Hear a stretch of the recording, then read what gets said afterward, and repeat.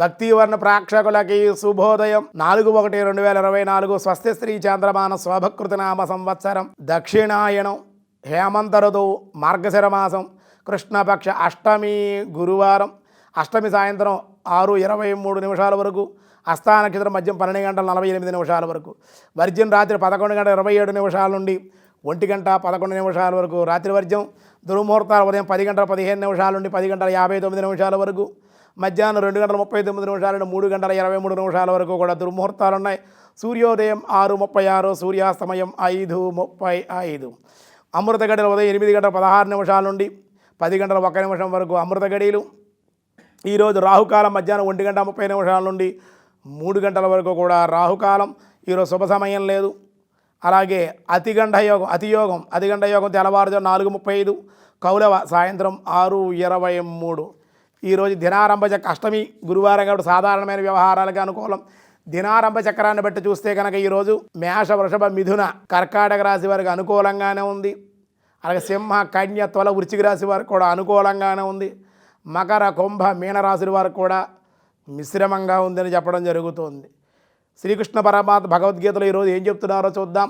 పార్థాయ ప్రతిబోధితాం భగవతాం నారాయణేన స్వయం వ్యాసేనాగ్రదిత పురాణ మునినా మధ్యే మహాభారతం అద్వైతామృతవర్షిణీం భగవతీం అష్టాదశాధ్యాయిని భాత్వామనుసందధామి భగవద్గీతే భవద్వేషిణీ.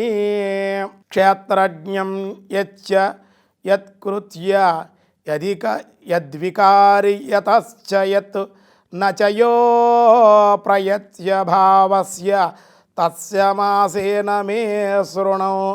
క్షేత్రం అనగానే అది ఎట్లుండును, దాని వికారాలు అంటే భావాలు ఏవి, ఆ వికారాలు దేని నుండి ఏర్పడుతున్నాయి, అట్లే క్షేత్రజ్ఞుడగా ఎవరు అసలు, అతని ప్రభావం ఆ వివరాలన్నీ కూడా సంక్షిప్తంగా తెలియజేస్తుంది వినుము అని కృష్ణ పరమాత్మ అర్జునుడు చెబుతూ ఉన్నారు. ఋషిభిర్బహుదా గీతం ఛందోభిర్విధే పృథక్ బ్రహ్మసూత్ర పదశ్చైవ హేతుమద్భిర్వినిశ్యతే.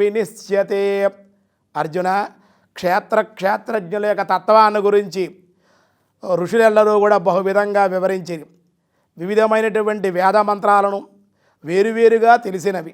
అట్లే బ్రహ్మసూత్ర పదాలు కూడా నిశ్చయాత్మక సహేతుకంగానే తేటగల్లం గావిస్తూ ఉన్నాయి. వాటి గురించి మనం తెలుసుకుంటూ ఉండాలి. మహాభూతన్యహంకారో బుద్ధిరవ్యక్తమేవచ ఇంద్రియాణి దశైకంచ పంచచేంద్రియ గోచరం. ఇంకా నీకు విపులంగా తెలియాలంటే కనుక ఈ క్షేత్రజ్ఞుల విభాగం గురించి తెలియాలంటే పంచమహాభూతాలు, అహంకారము, బుద్ధి, మూల ప్రకృతి, అట్లే దశేంద్రియాలు, మనస్సు, పంచేంద్రియ గ్రాహ్య విషయాలు అంటే శబ్దము, స్పర్శ, రూపము, రసము, గంధముగా చెప్పబడింది. ఇంకా ఏం చెప్తున్నారనే విషయాలు రేపు చూద్దాం. ఈరోజు స్వస్తి.